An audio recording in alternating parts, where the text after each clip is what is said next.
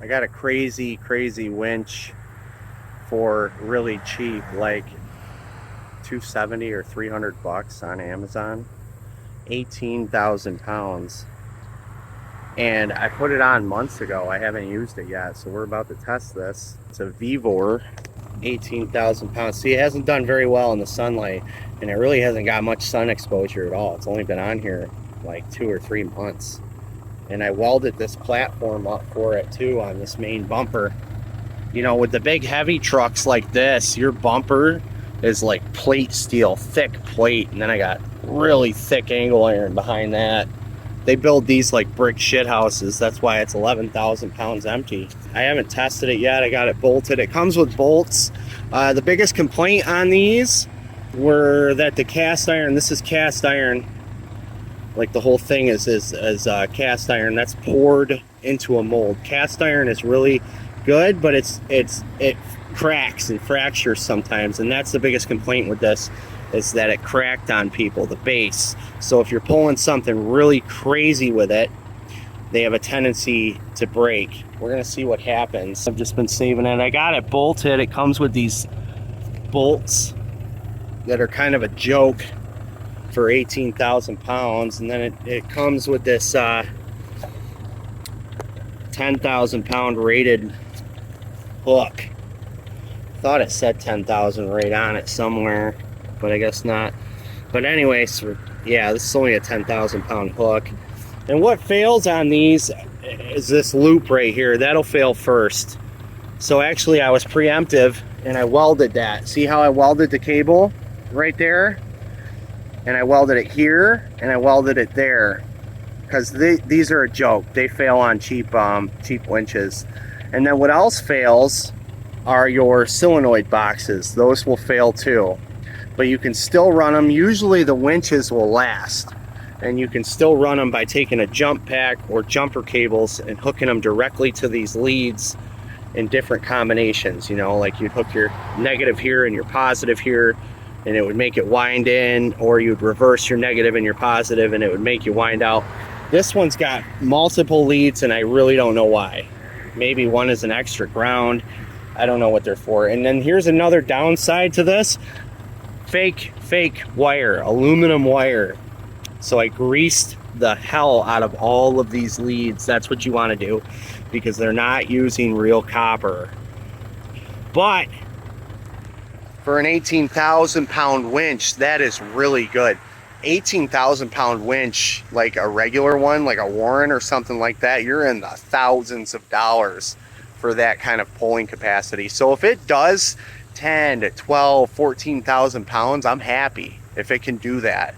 And that's really all I need. I can pretty much yank anything I want. That's a very serious winch though. I mean, it's big. It's big. This thing's probably damn near 100 pounds without exaggeration. I don't know, they're using like Kool-Aid or something for their dye. Kool-Aid, and then like probably soy derived freaking wire insulation or something. But yeah, if you get one of these, just grease the hell. I took all this apart too. I took the whole solenoid apart. I should have got it on video. I always say that. And I greased that. I greased the heck out of that. See, my ground is all greased. Everything's grease.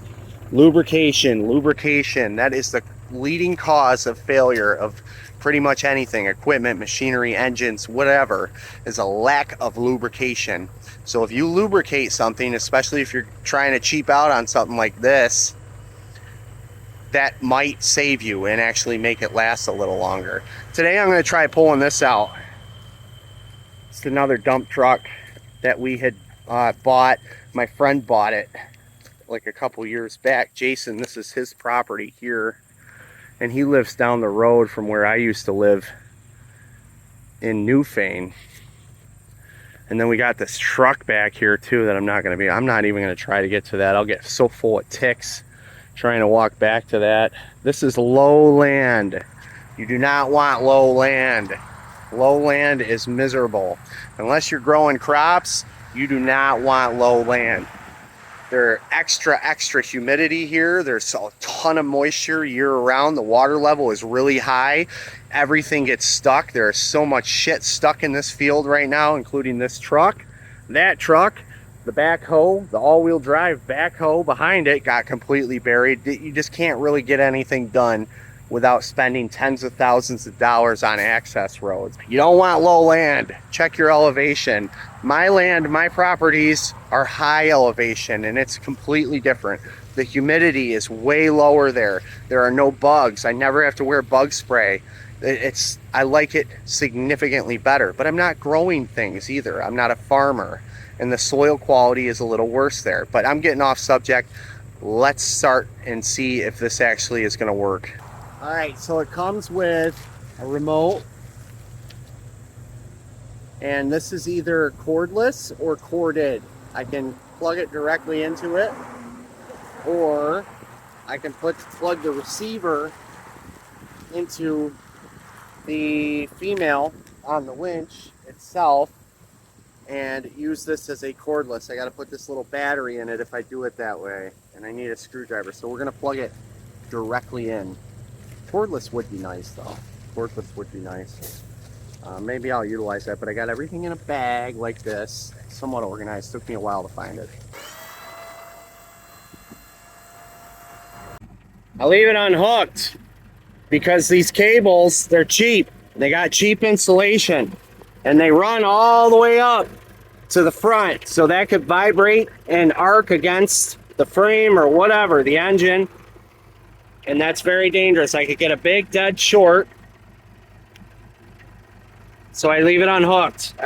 I could get a big fuse for this, but this is so easy. These are just wing nuts on this big truck. This plugs right into here. Everything feels super light, pretty light and janky too, especially this. That's how I know it's gonna fail. You can easily plug that in the wrong way. It's not very user friendly. I don't know if we got power. Oh, I just got bit by something. These bugs just rip me apart out here. No power. I already know why it wasn't working, and maybe you already spotted it if you're good. The reason why. I'll give you a hint. It's grounded up here. So there's only one thing I needed to power up this whole system. I'm going to use the wireless switch. I'm going to try the wireless. I don't think I've tried that yet, and that might be handier in this situation. We'll see if that works. Throwing the battery in this remote too. This is why it wasn't working. I had it hooked to the wrong side. We need 12 volt positive. I've only got one wire running up, and then I got it grounded up there. All right, let's see if this works. Oh, there's a light. Okay. She needs that. It needs to. What's it on? Disengage right now? Let's try in. She's not clicked in. It's not in a gear. It's not really engaged. I think I got pull it. That might have done it. Yeah, there she goes. This is what else I do on my winches too. Is I'll take a piece of rubber tubing like this, and I'll cut it lengthwise, and I put it over this, so when you're grabbing it barehanded, you don't get grease all over your hand, and you don't get frayed cable in your hand. Frayed cable is the worst. Usually I'll zip tie this too, so it doesn't come off, because after you zip tie it, you know, you're fine. And this can slide all the way up and down the cable. This is super long too.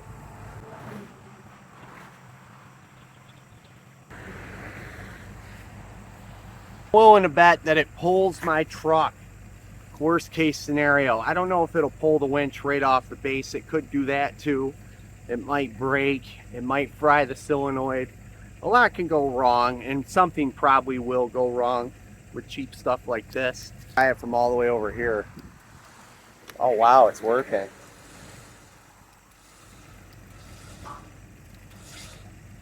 Here goes my truck.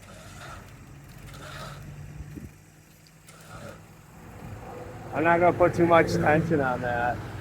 Oh, I got my box up too. So this is a major problem. If I start pulling my truck, and basically I've taken my center of gravity and I've raised it. So this, like if I start pulling and I get down even in a little divot, this thing could flop right over with the tension on it, on the uneven ground that it's on right here. This is soft, uneven ground. So it's very dangerous to keep that up like that. I'm gonna put it down. But if you're ever in a pickle and you're stuck on flat ground in a dump truck and you're not loaded in the back, usually when you're not loaded and you get stuck, it's real easy to get stuck. If you raise the bed, more of your weight, all of your weight almost will transfer to those back tires, and sometimes you can get out. But that is a very dangerous way to do it. You're better off with a winch or something like that, or tire chains. Don't ever try that, because the ground you get stuck on is usually very uneven, and once you raise this bed, you're so apt to flop it over. It's so common. I'd almost guarantee you dollars to donuts that this thing is full of hornets. Full of hornets. We're gonna start. Anybody home? They're probably up in that key lock, that hole. They're definitely on the inside of these doors. Now, if they're not yellow jackets, we might be all right. If they're anybody home? You're not gonna come out? Not until I'm in here? And try. Front tires off the bead, everything. Back tires, I think, are locked up. They're sliding, and it's still pulling it. Yeah, we're just sliding them. Oh wait, no, they're rolling on this side. Maybe not on the other side. It's pulling it. I can't believe it. That's crazy. I thought I'd break something. This is a very heavy dump truck.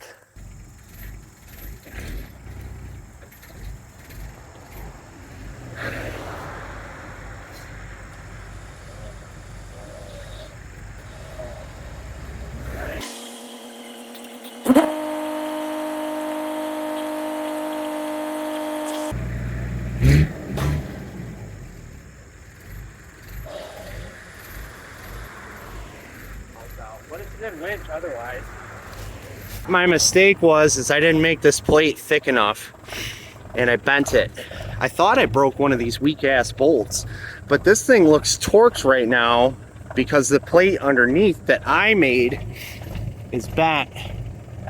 Other than that, this is good. This is rock solid. I can't believe that for 300 bucks. I feel so sick right now. I don't know why. In the middle of summer, I just feel like fluish, very tired. It's really weird. But anyway, the winch is, I think it's a good purchase. It has a lot of pulling power. That truck had been sitting in that field for years now, and it broke it right loose with a tire popped off the bead. I think the back is partially loaded.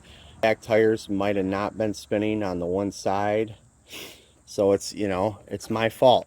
It's my fault for not reinforcing this. What I got to do is basically pull this winch off, put a thicker plate on top of this. I'll probably beat this down with a big sledgehammer and pancake and weld a thicker plate on top of this. I got lots of plate. I got, you know, plate that's a 1/2 inch. I just didn't use it on this for whatever reason. I thought that'd be enough.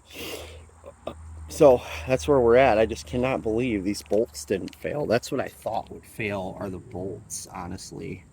Under here, these little bolts, I mean, they're not really big, and they're not, they say they're grade 8, but I don't know. They just looked like they would be the first thing to fail, but it was actually on my end. So yes, I would highly recommend this winch for the price of 300 bucks.